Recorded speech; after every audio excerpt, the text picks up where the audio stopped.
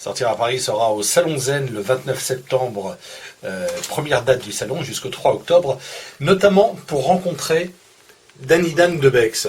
C'est un vrai plaisir pour moi de me retrouver dans votre bureau après 17 ans. Alors déjà, avant de commencer, je voudrais vous dire merci. Merci de m'avoir fait arrêter de fumer. J'ai arrêté en 10 jours, plus une seule cigarette en 17 ans. Je le raconte souvent. C'est normal. Et ça, c'est vous, grâce à, en ce qui me concerne, 1 heure d'hypnose. Pour arrêter de fumer, on sait que les résultats sont d'entre 96 et 98%. Qu'est-ce qu'il faut faire vraiment pour qu'on se donne toutes les chances d'arrêter de fumer? On se donne toutes les chances, simplement avoir envie d'arrêter, se dire bon ben voilà, ça y est, je prends ma décision, et puis venir, mais sans a priori, faire une séance d'hypnose, expliquer son cas, quelquefois lorsqu'on le fait en collectif, chacun sa petite feuille, on pose des questions et chacun coche ses petites réponses, et simplement on en tient compte ensuite dans la séance d'hypnose par des métaphores, des symboles, des paradoxes, de manière à transformer le point de vue de la personne qui croyait que le fait de fumer était un besoin. On entend souvent des gens « Ah, j'ai besoin de ma cigarette ». Non, j'ai envie. Uriner, par exemple, c'est un besoin. Personne n'y peut rien. Je peux vous hypnotiser 500 fois, je ne vous empêcherai pas d'aller aux toilettes. Par contre, fumer n'est qu'une envie. Eh bien, nous remplaçons cette envie par une autre. Par exemple, celle de faire du sport, celle de faire des économies. Parce que, puisque vous avez arrêté depuis 17 ans, voyez un peu les économies que vous avez faites. Ok, vous compensez l'addiction par autre chose. Tout ce qui n'est pas remplacé ne sert à rien. Ouais. On ne peut pas enlever l'envie de manger du chocolat, l'envie de boire, l'envie de fumer, ou quelque autre envie que ce soit, si elle n'est pas remplacée par une autre.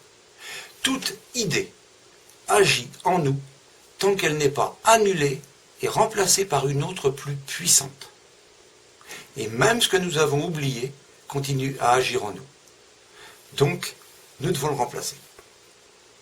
Bon, alors vous serez au Salon du Zen donc du 29 septembre au 3 octobre pour parler des différentes méthodes pour arrêter de fumer, notamment pour parler de cette méthode-là, qui est une méthode en 28 jours. Il y a 2 méthodes pour arrêter de fumer. Soit on vient me voir ou un autre thérapeute formé par nous à l'école centrale d'hypnose, qui savent maintenant tous le faire. On fait une séance en direct et on entretient après pendant 8-10 jours avec un CD qu'on écoute pour entretenir le travail, pour ne pas rechuter. Ou alors, une méthode toute simple qu'on fait chez soi, avec la méthode que vous venez de montrer. Il y a dedans un DVD, audio, à la maison, tout seul. On se fait sa petite séance d'hypnose devant quelques petites cibles qu'on regarde sur son DVD ou sur des petites cibles accrochées au mur. On se fait sa petite séance, et tous les jours, la quantité baisse de 2-3 cigarettes chaque jour, et puis en moins de 28 jours, nous sommes guéris définitivement du tabac. En fait, les sons qu'on entend sur ce CD ou sur ce DVD sont enregistrés par le cerveau, même si on s'endort devant. Exactement. Ce sont à la base des sons faits par Jean-Jacques Lafont et Philippe Bréjean. C'est de la sonothérapie. Nous avons pris des électroencéphalogrammes de fumeurs. Nous avons vu tout ce qu'il y avait de commun à tous ces encéphalos. Et tout ce qui était fréquence haute a été mis en fréquence basse et tout ce qui était fréquence basse mis en fréquence haute. Donc on a fait une inversion pour transformer ce qui était envie de fumer en envie de ne pas fumer en le remplaçant par autre chose. Alors, les suggestions appropriées et qui vont avec ces sons, qu'on peut appeler sonothérapie et non pas musicothérapie, parce que c'est pas de la musique, il n'y a pas de mélodie dedans, ce n'est pas forcément même joli et agréable à entendre, c'est un contexte un peu particulier. Eh bien, on se programme tout seul, chez soi, avec sa petite méthode, tranquillement, et en moins de 28 jours, on arrête de fumer sans même s'en apercevoir. Mais il y a plusieurs terrains de jeu pour l'hypnose. On peut le faire en jouant, si. Ouais. Ben oui. Lorsqu'on hypnotise les enfants, pour les aider à être plus performants à l'école et puis réussir mieux leur vie, ça se fait sous forme de jeu. C'est un mélange de brain gym, c'est une technique avec de l'auto-hypnose. On leur apprend à se relaxer, à être plus performants, à lâcher prise, et à ne plus être dans le vouloir. Ah oui, le mot vous savez, on dit toujours si tu veux, tu peux. Vouloir, c'est pouvoir. La plus grande bêtise qu'on ait pu dire à un être humain. Plus on veut dans la vie, moins on peut. Ça nous est tous arrivé quand on nous dit donc ton voisin, le type à la voiture rouge, comment il s'appelle déjà? Ah oui, monsieur, je l'ai sur le bout de la langue, je vais te le dire. Et plus vous cherchez le nom, plus vous voulez le trouver, et moins vous pouvez. Je te le dirai demain, vous passez à autre chose et hop, le non revient tout seul, parce que vous avez lâché prise par rapport à l'événement. Donc la réussite est à base de lâcher prise. Peu de gens savent le faire. Donc la première chose pour s'hypnotiser ou pour être hypnotisé, c'est de lâcher prise. Alors il y a plein de méthodes, hein, la suggestion hypnotique, les métaphores, les paradoxes, les symboles, la décontraction, la relaxation. Il y a plein de méthodes, la dissociation mentale, la visualisation.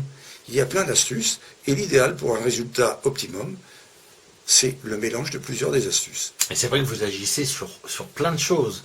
Vous voyez défiler dans votre bureau les milieux de la télévision, de la politique. Vous agissez sur les discours que les décideurs peuvent faire. Il y a tout un tas de choses autour de l'hypnose qui sont absolument passionnantes. L'hypnose est quelque chose de vaste. On peut d'abord, je vois rien que chez nous à l'école centrale d'hypnose, on a 3 modules principaux. L'auto-hypnose ouvert à tout le monde, n'importe qui peut apprendre à s'auto-hypnotiser pour améliorer sa vie. L'hypno-coaching qui est l'art de communiquer pour influencer avec intégrité, parce que peu de gens savent communiquer. Qui dirige le monde? Des communicants. C'est ça. C'est tout. Des gens qui ne font rien de leurs 10 doigts, mais qui parlent. Les plus grands personnages de cette planète sont des gens qui parlent. Et malheureusement, c'est quelque chose qu'on ne nous apprend plus à faire. Maintenant, on fait des SMS. C'est vrai. Et on appelle ça de la communication. Avec un langage un peu particulier. Voilà. Vous agissez aussi sur la prise de poids. Plutôt sur le débarras des kilos. C'est ça. Pardon. J'ai pas encore les mots. Je vais prendre des cours. Plutôt sur le débarras. Je préfère convaincre les gens de se débarrasser des kilos superflus plutôt que de les convaincre à en prendre.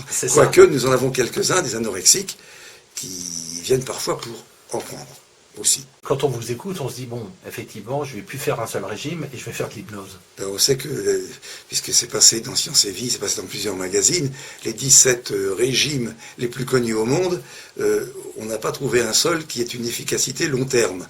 Et on s'est rendu compte que dès que vous avez fait un régime, dans les mois qui suivent, quand vous arrêtez votre régime, vous reprenez tous les kilos perdus, entre guillemets, puisque là c'est une perte, et vous les retrouvez donc, mais avec les intérêts en plus, c'est-à-dire entre 7 et 10% de mieux.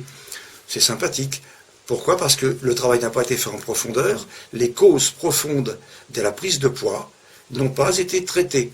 Avec l'hypnose, nous pouvons remonter loin, même quelquefois dans la petite enfance, aux causes et aux événements déclencheurs qui font que nous mangeons trop, nous gavons de chocolat, ou de charcuterie, ou de fromage, ou d'autres choses, et qui provoquent donc une prise de poids.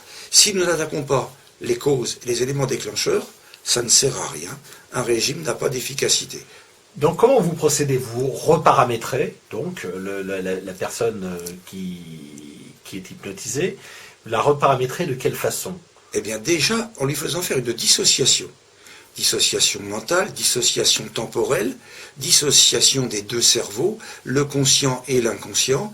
Pourquoi? Parce que, par exemple, se gaver de chocolat, se gaver de cigarettes, se gaver d'alcool, se gaver de quoi que ce soit, c'est une envie, non pas un besoin, je l'ai déjà dit. D'accord? Mais une personne ne voit pas ça comme ça.